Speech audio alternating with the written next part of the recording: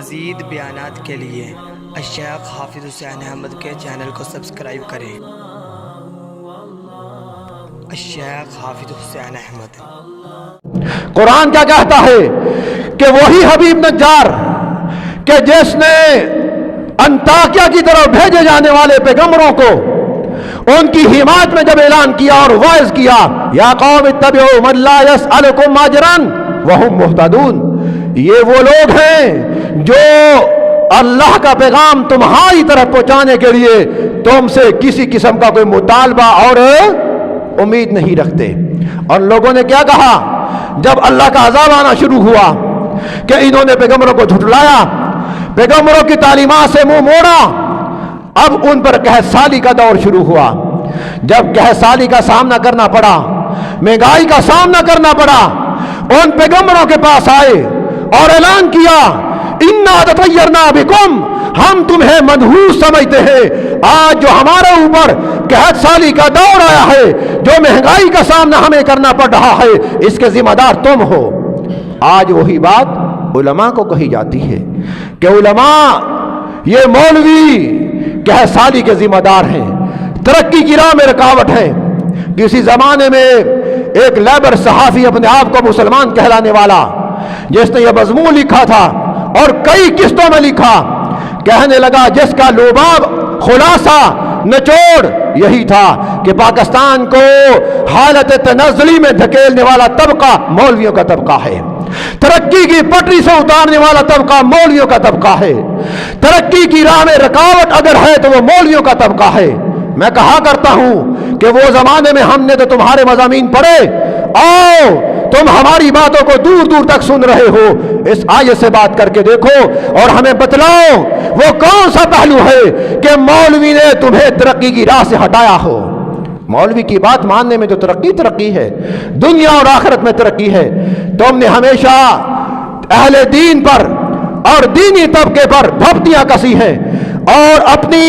تباہی اور بربادی کا سارا ملبہ تم نے علماء پر رکھا ہے، علماء پر۔ آج جو تباہی ہم یہ امت دیکھ رہی ہے، ہماری قوم جس دھانے پر پہنچ چکی ہے، اس کی واپسی کا طریقہ کار کیا ہوگا؟ میں آپ کو بتلاؤں، اگر کسی قوم پر قحط سالی آتی ہے، بدحالی آتی ہے، افلاس اور غربت کا وہ قوم شکار ہوتی ہے، اس کی وجہ یہ ہوتی ہے کہ اس قوم نے اللہ سے کیے ہوئے عہد کو جھٹلایا اور وقت کے پیغمبروں کی باتوں کو جھٹلایا، اللہ کے احکامات سے منہ پھیرا۔ ہم کس حد تک اللہ کے احکام کو ماننے والے ہیں؟ نماز پڑھ لی کافی ہے بھئی، نماز پڑھ لی اور آگے کیا کیا؟ اسلام کے جو عبادات کے تقاضے ہیں وہ تو ہم پورے کر رہے ہیں، اور جو حقوق العباد ہیں 80% شریعت کے مسائل حقوق العباد سے تعلق رکھتے ہیں، ریاست سے تعلق رکھتے ہیں، قوانین سے تعلق رکھتے ہیں، آداب معاشرے سے تعلق رکھتے ہیں، آداب سیاست سے تعلق رکھتے ہیں، وہ کس کھاتے میں جائیں گے؟ ہم کہتے ہیں نا، سیاست کی بات نہ کرو، ماحول کی بات نہ کرو،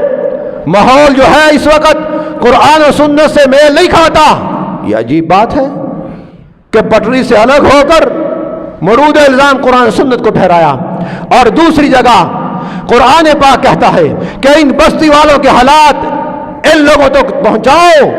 کہ جب اہل مکہ نے جناب محمد رسول اللہ صلی اللہ علیہ وسلم کی نبوت اور رسالت کا انکار کیا اور وحی کا انکار کیا، آپ نے ان کے سامنے اللہ کے احکامات کو بیان کیا اور اعلان کیا، لوگوں لا الہ الا اللہ پڑھ لو تفلحو، کامیاب ہو جاؤ گے۔ اہل مکہ نے نہ صرف آپ کی نبوت کو جھٹلایا بلکہ آپ پر پتھر برسائے، آپ کے ساتھ کیا کیا سلوک کیا، اور اہل مکہ کا انجام کیا ہوا؟ 14ویں پارے کے آخری رکوع میں، 14ویں پارے کے آخری رکوع میں کہ اللہ نے اہل مکہ پر پیغمبروں کی تکذیب کے نتیجے میں ان پر قحط سالی مسلط کر دی، مہنگائی مسلط کر دی، لیکن اللہ کے عذاب سے وہ دوچار ہوئے۔ بالآخر وہی اہل مکہ اس پیغمبر کے پاس آئے، آ کے عرض کیا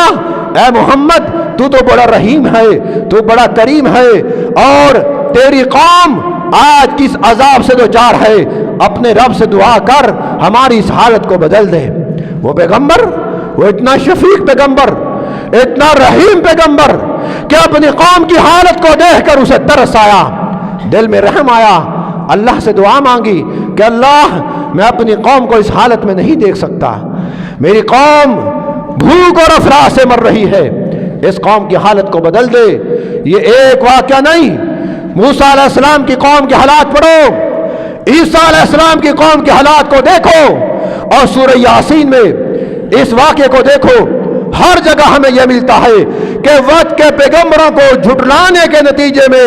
اللہ نے قوموں پر قحط سالی، غربت اور افلاس کو مسلط کیا۔ آج ہماری حالت یہ کیوں بنی ہے؟ ہماری اس حالت کے بہت اسباب ہیں، بہت اسباب ہیں۔ اس کی علت اگر بیان کرنے پہ چلا جاؤں بڑا وقت چاہیے۔ ایک سبب موٹا سا جو میں آپ کے سامنے عرض کر دوں وہ یہی ہے، ہمارا رشتہ قرآن کے ساتھ مضبوطی کے ساتھ ہونا چاہیے۔ جو رشتہ قرآن سے مضبوطی کے ساتھ ہونا چاہیے وہ نہیں ہے۔ جو تم نے جن لوگوں کو ووٹ دیا انہوں نے تمہارے ساتھ کیا حشر کیا ہے، اور تم نے علماء کے ساتھ کتنا تعاون کیا ہے۔ علماء کو محدود رکھنے میں، چار دیواری کے اندر محصور رکھنے میں میرے پیاروں آپ کا بھی قصور ہے، اس قصور کو ماننا پڑے گا۔ کوئی عالم آتا ہے میدان سیاست میں، حالانکہ یہ سیاست علماء کا ورثہ ہے، اگر وہ کہتا ہے کہ سیاست میں آ کر ہم اپنی قوم کی حالت کی دیکھ بھال کریں گے، سیاست کا معنی تدبیر ہوتا ہے، تو میں کہتا ہوں اسلام کے اندر اگر سیاسی نظام کو نکال دیا جائے اسلام کی کوئی اہمیت نہیں رہتی، اسلام کی کوئی اہمیت نہیں رہتی۔ اور جو لوگ سیاستدان کہلاتے ہیں یہ وہ لوگ ہیں جن کو اسلام کی مبادیات کا ایک لفظ تک نہیں آتا،